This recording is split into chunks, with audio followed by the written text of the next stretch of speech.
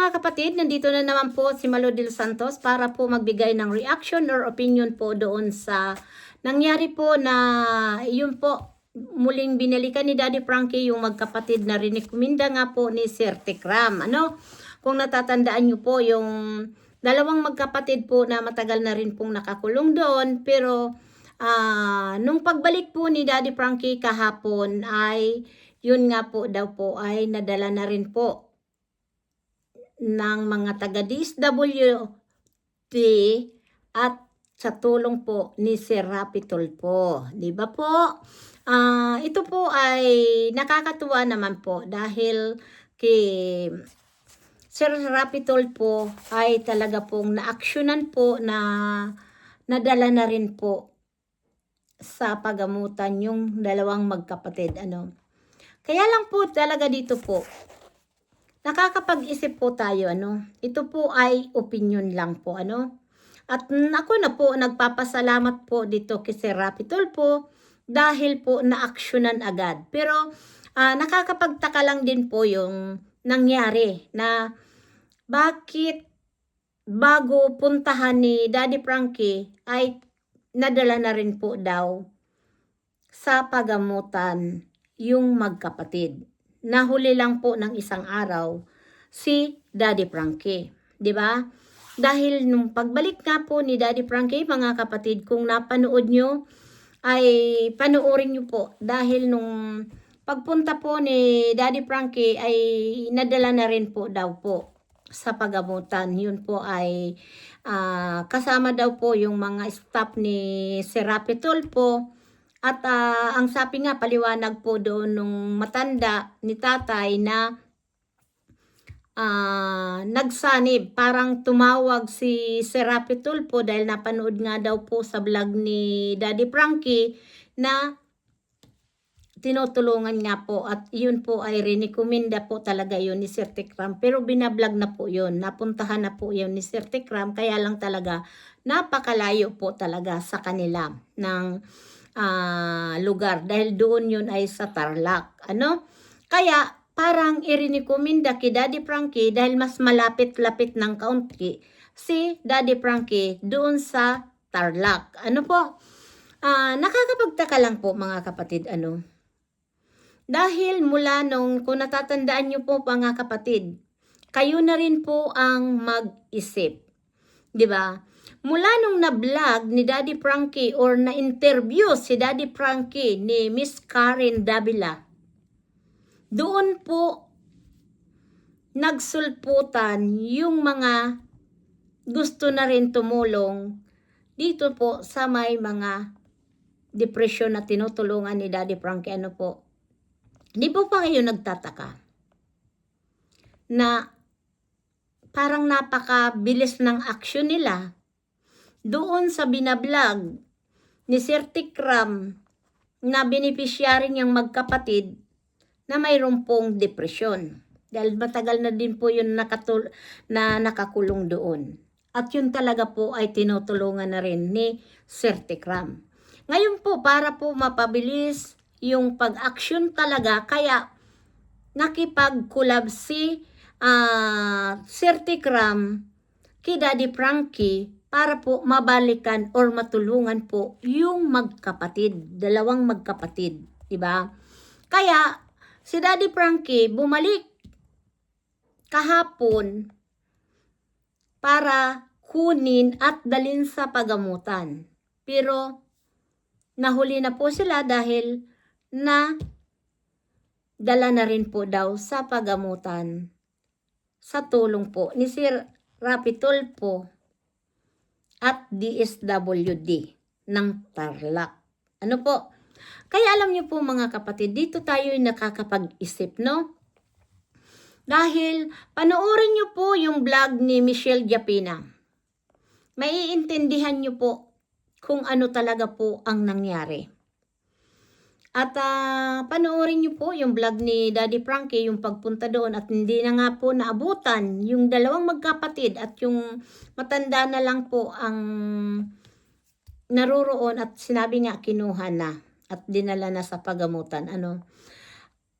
Dito talaga po ay nakakapag-isip tayo ng hindi talaga maganda. Pero ako nagpapasalamat pa rin po sa aksyon ni Sir Rapi Tulfo at dito sa DSWD na sila po ang nagdala sa paggamutan. 'Di ba po?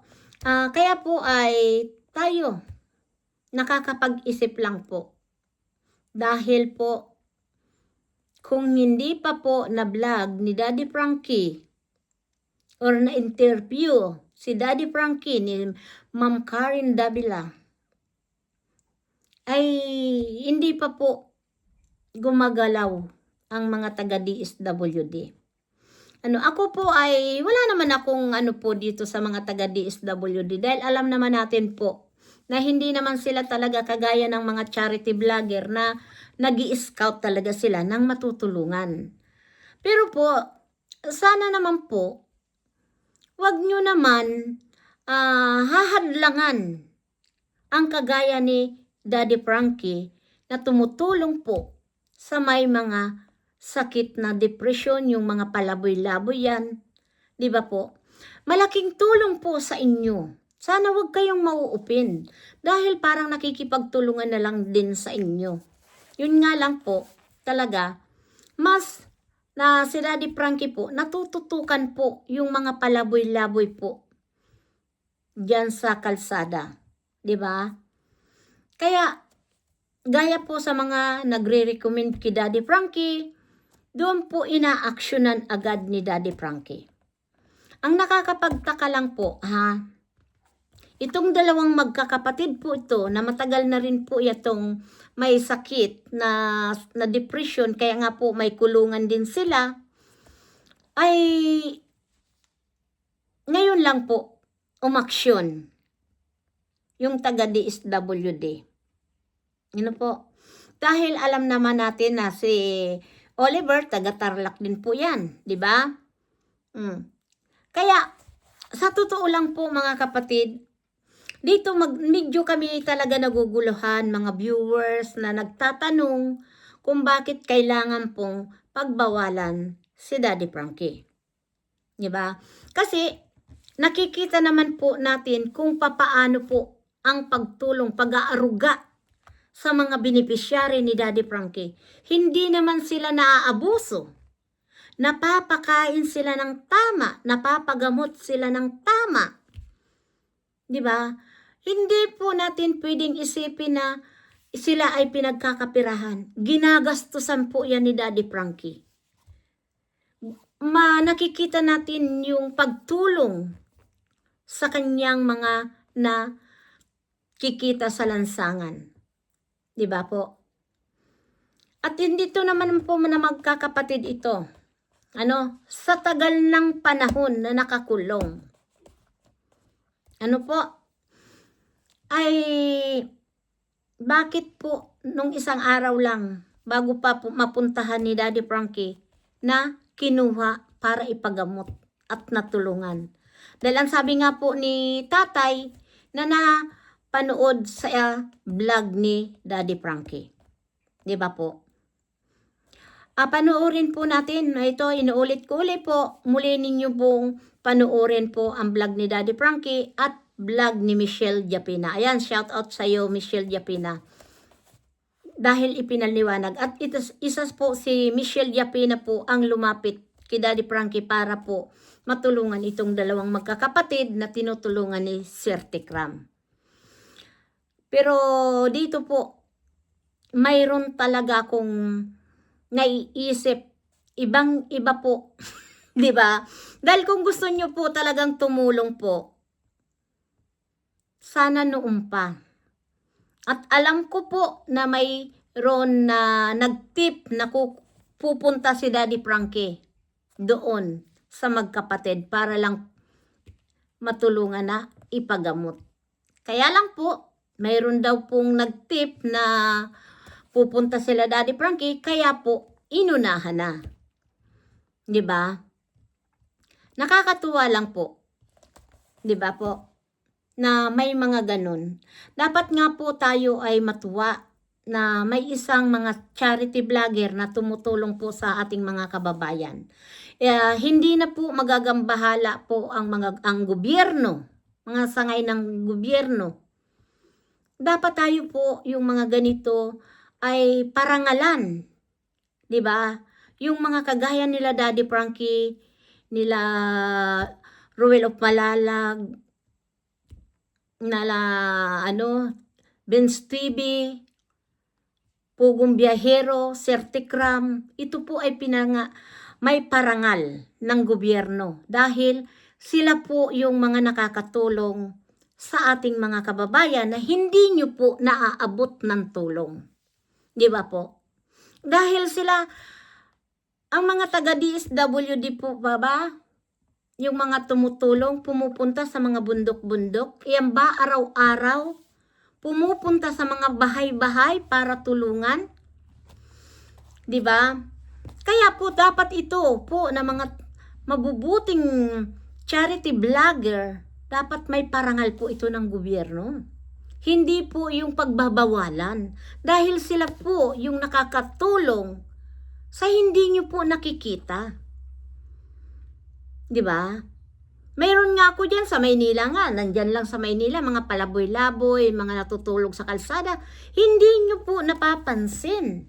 Hindi po dito kagaya dito po na mayroon silang mga tinutuluyan bahay. Kaya lang po talaga ang mga taong grasa talaga po, yung mga mahihirap, hindi po sila natigil doon dahil may oras po ang pag-uwi po nila. No? Dito po sa Italia. Pag mga ganyan po na may mga sakit ng depression, iyan po ay supply po yan ng gobyerno. Wala po yan dito yung libre ang gamot nila, libre ang ospital nila. Pero po dyan sa atin, hindi ko po talaga lubos maisip, lalong-lalo na po pag ang mga mahihirap, maghihintay na lang tayo po na mamamatay ang pasyente natin dahil po hindi nila kayang magpagamot sa ospital. Kahit po ay ang tawag doon, government hospital po, ay gagastos at gagastos kayo dahil wala pong libreng gamot doon sa loob ng hospital. Diba? Kaya alam mo, nakakalungkot po ang bayan natin.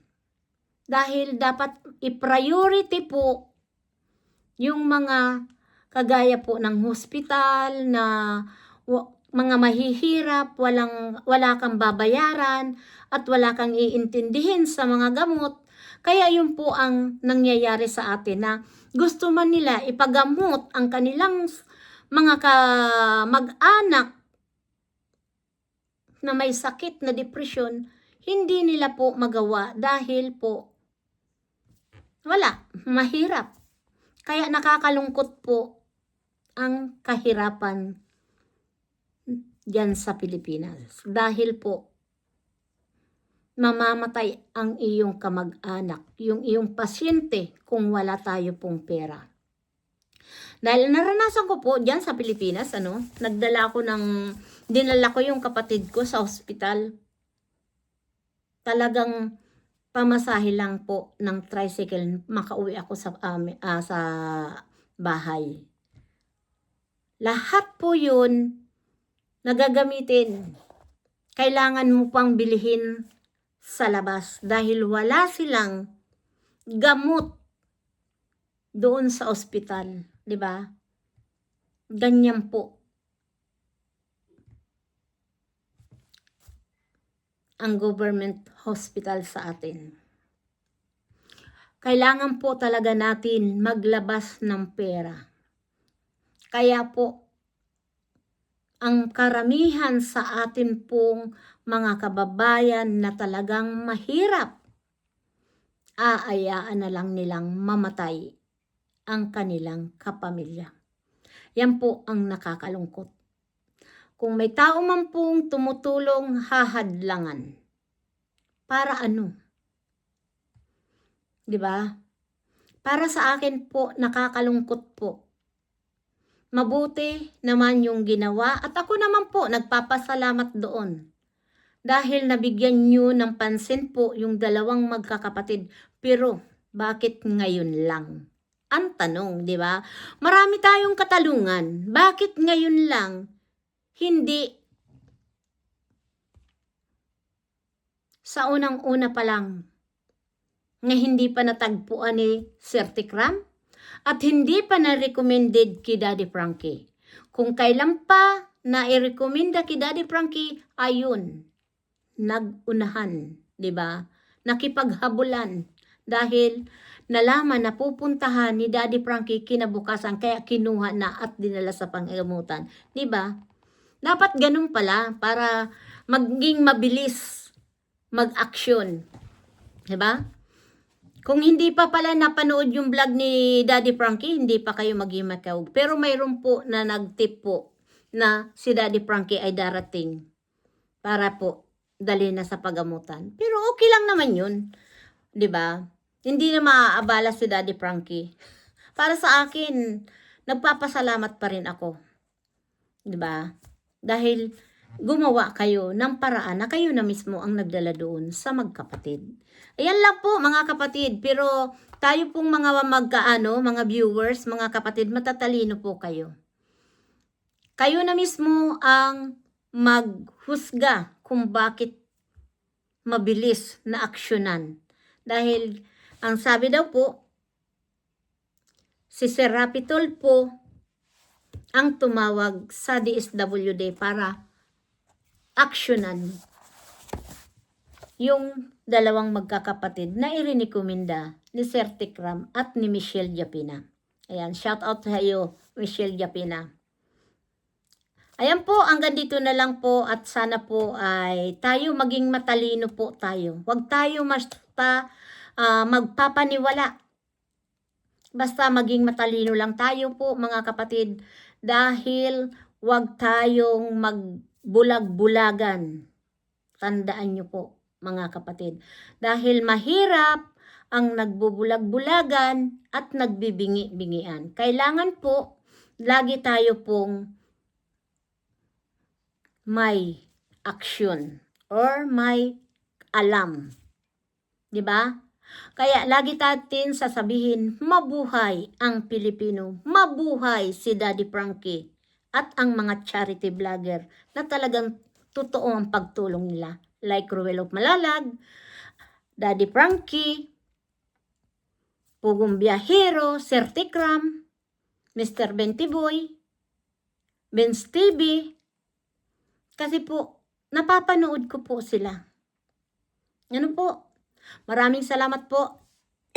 At yung hindi pa nakasubscribe kay Malo de los Santos, please subscribe po. Maraming salamat. God bless you po sa mga viewers na patuloy nagmamahal. Agsusuporta kay Daddy Frankie.